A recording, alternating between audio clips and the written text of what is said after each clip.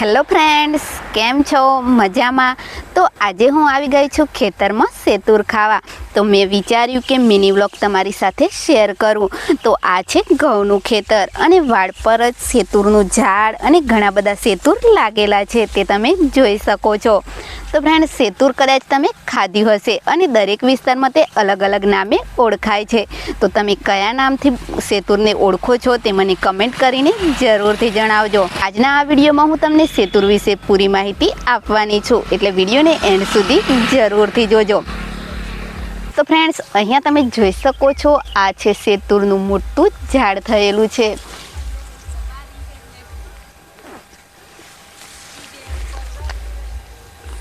તો સેતુરના ખૂબ જ સુંદર એવા નાના નાના પાન છે અને અહીંયા તમે જોઈ શકો છો લીલાછમ સેતુર લાગેલા છે.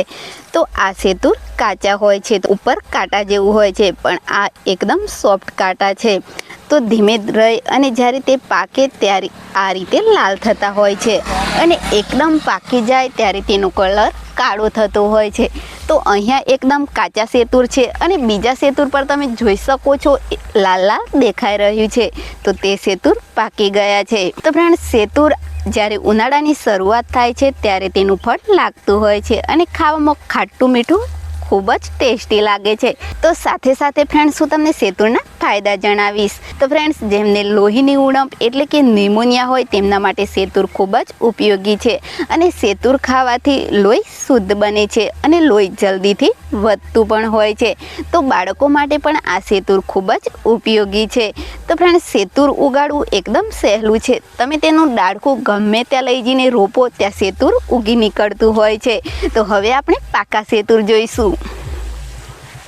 તો ફ્રેન્ડ્સ, આ રહ્યા લાલ સેતુર. જે લાલ છે તેનો ટેસ્ટ ખાટો મીઠો આવતો હોય છે અને પાકી ગયા પછી આ સેતુર કાળા થઈ જતા હોય છે. તો અત્યારે તેનો કલર એકદમ લાલ છે અને લોહી જેવું પણ નીકળતું હોય છે. તો આ સેતુરનો ટેસ્ટ એકદમ મીઠો આવતો હોય છે, એટલે કે ગળ્યા લાગે છે. આ રહ્યા એકદમ પાકા સેતુર. તો હું થોડાક વીણી પણ લઉં. તો મને તો સેતુર જોઈને જ મોંમાં પાણી આવી ગયું. તો તમારામાંથી કેટલાય સેતુર ખાધા છે અને કોને કોને ખાવા ગમે છે તે મને કમેન્ટ કરીને જરૂરથી જણાવજો. તો ફ્રેન્ડ્સ, અત્યારે સિઝન છે, તો આ રીતે આ સેતુર ખાઈ લેવા ખૂબ જ ઉપયોગી છે. સેતુરની રેસીપીની વાત કરું તો આપણે કાચા સેતુરમાંથી ચટણી અને પાકા સેતુરનું જ્યુસ પણ બનાવી શકીએ છીએ. જો તમારે ડાયરેક્ટ ના ખાવા હોય તો તે રીતે તમે ઉપયોગમાં લઈ શકો છો.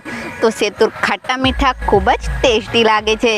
તો અહીંયા તમે જોઈ શકો છો કેટલા બધા સેતુર લાગેલા છે. પાન બિલકુલ નથી અને સેતુર જ દેખાઈ રહ્યા છે. તો ફ્રેન્ડ્સ, આજનો મારો આ મિની વ્લોગ તમને પસંદ આવ્યો હશે. તો ફ્રેન્ડ્સ, હું નેક્સ્ટ ટાઈમ તમારા માટે સેતુરની રેસીપી પણ લઈને આવવાની છું. તો વિડીયો કેવો લાગ્યો તે મને કમેન્ટ કરીને જરૂરથી જણાવજો.